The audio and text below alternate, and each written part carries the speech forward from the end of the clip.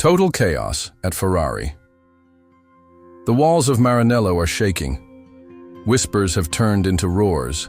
Fred Vasseur, the man Ferrari hired to end the years of disaster, is on the brink of losing his job after the Canadian Grand Prix. The paddock is buzzing with rumors. Has Lewis Hamilton, the sport's most decorated champion, just given the world confirmation that Vasseur's days are numbered? Tension is tangible. Everyone at Ferrari is playing it cool in public, smiling, posing, sharing hollow statements. But behind closed doors, trust is crumbling, and impact tremors are spreading through every level of the team. Hamilton, recruited as the ultimate savior, has broken his silence not with hope, but alarm. His cryptic post-race words have set off a wave of speculation. There are lots of changes that need to be made in the system. In Formula One, words like these are never random. They're a warning shot from a driver who's been brought in to lead a revolution. And with upper management silent and the Italian press circling like sharks, the message is clear. Ferrari is standing at the edge. The question is not if the axe will fall, but when. The last few months have exposed a fracture line running right through the heart of Ferrari. The promised upgrades that were supposed to propel the team back into contention have either vanished into thin air or arrived too late to matter. At Monaco, engineers scrambled, but the missing rear suspension update became an elephant in the garage. In Spain, a strategic misstep saw Charles Leclerc and Carlos Sainz outmaneuvered by rival teams. One moment they were set for a podium, the next marooned in the midfield. Even the Canadian Grand Prix, initially billed as Ferrari's grand rebound, devolved into chaos. A power unit failure for Leclerc, a pit strategy that left Hamilton stranded in traffic, and radio exchanges riddled with exasperation. While the public facade is one of unity, well-rehearsed lines about working together, analyzing the data, and learning lessons, the cracks grow more obvious with every setback. Upper management's silence is no longer a sign of calm, but evidence of paralysis as the pressure mounts. Technical director Enrico Cardile has not fronted the media. CEO Benedetto Vigna is nowhere to be seen, leaving Vasseur increasingly isolated. Statements from key players have grown icier, with Sainz hinting at frustration and Leclerc openly questioning decision-making. This is not a routine F1 rough patch. Instead, it's a perfect storm, an accumulation of strategic errors, developmental inertia, and leadership retreat that signals a deeper malaise. For a brand built on passion and certainty, the current malaise marks a pivotal crossroads, not just a slump. If anyone doubted that Hamilton's move to Ferrari signaled more than just a high-profile transfer, his demeanor after Montreal erased all uncertainty. Hamilton, never shy to drive change, on or off the track, did not speak like a frustrated driver blaming unreliable hardware.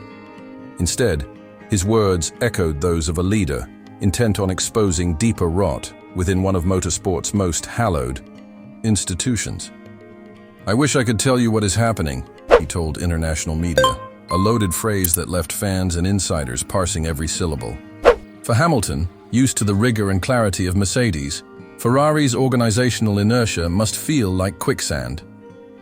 Internally, his presence has unsettled the status quo. As a seven-time world champion and outspoken reformer, he commands a gravity that no team principal or technical director can ignore. Hamilton's coded criticisms have landed as warnings, not complaints, calling for systemic changes and questioning process over performance. He has positioned himself as a whistleblower, insisting that true progress demands accountability from the very top. With every public statement, Hamilton chips away at Ferrari's culture of secrecy and insularity, pushing for transparency, unity, and strategic renewal. His arrival was meant to spark a new era. Now it threatens to unmask the very dysfunction Ferrari hoped to hide. For Fred Vasseur, the storm clouds are gathering fast. Outwardly, Ferrari maintains the party line, a chorus of support from senior voices and repeated statements of full confidence in their team principle. But behind the scenes, the chill is unmistakable. Reports from the Italian media, never shy to sharpen the knives, have shifted from cautious commentary to outright speculation. Gazzetta dello Sport claims high-level meetings have already been held to assess Vasseur's stewardship after another string of failures. Corriere della Sera has gone so far as to suggest that if results do not improve by Silverstone, Ferrari's leadership will be forced into drastic action. The garage itself is tense. Sources close to Maranello speak of fractured morale, with engineers and strategists frustrated by mixed messages and a creeping sense that a scapegoat will soon be needed. Whispers of contingency plans have gained traction. Antonello Coletta, the architect behind Ferrari's World Endurance Championship resurgence, has privately been touted as a possible replacement, his low-key yet effective management style appealing to those desperate to avoid another very public meltdown. Vasseur, caught between the unyielding demands of legacy and the political minefield above him, finds himself boxed in by the very structure meant to support him. Is he at fault for Ferrari's stumbles, or is he merely the latest casualty in a cycle of instability that runs deeper than any one leader? As the Italian press circles and social media speculation boils over, every mistake is magnified, and every word from Vasseur is dissected for hints of resignation or defiance. The reality is that the pressure, amplified by media scrutiny and boardroom unrest, is becoming impossible to withstand. Ferrari's problems are not confined to the executive offices. They bleed onto the track, exposed for all to see each race weekend. Deep into the season, the gap between expectation and execution has become glaring. The fundamentals are there: exceptional engineering talent, an army of motivated mechanics, drivers of the highest caliber. Yet while Leclerc and Hamilton consistently show flashes of brilliance in qualifying and Sainz delivers gritty performances, these surges are repeatedly neutralized by bigger failures in strategy and reliability. The Canadian Grand Prix encapsulated the malaise. Despite preparing one of the slickest pit stop operations in the paddock, everything else lagged behind. Leclerc's race collapsed after his power unit faltered, forcing a desperate gambit with dry tires that only compounded the pain. Hamilton, meanwhile, found what should have been a promising stint ruined not by rivals, but by a botched strategy call that pitched him into the midfield storm. And this has not been an isolated incident. In Spain, indecision over tires saw both red cars simply outmaneuvered as McLaren surged through the window of opportunity. In Monaco, upgrades arrived late and failed to deliver the advertised leap, while Mercedes and McLaren's development arms worked like clockwork. These continuous setbacks reveal a team outpaced not on pace, but on process. When core rivals rapidly identify weaknesses and pivot, Ferrari remains wedded to half measures and second guesses, paralyzed by internal friction instead of driven by unified ambition. Each error is accumulating, transforming what might once have been attributed to the cruel whims of fortune into an unmistakable pattern of systemic dysfunction, a team with the resources to win but structures that cannot deliver. Nowhere are Ferrari's troubles more transparent than in its stagnant development pipeline, a lifeline for any team chasing the front. The much-hyped rear suspension upgrade, first hinted at after the Australian GP and again touted as a mid-season silver bullet, remains conspicuously absent, fueling speculation that technical complications are only part of the story. Hamilton's thinly veiled disappointment was clear.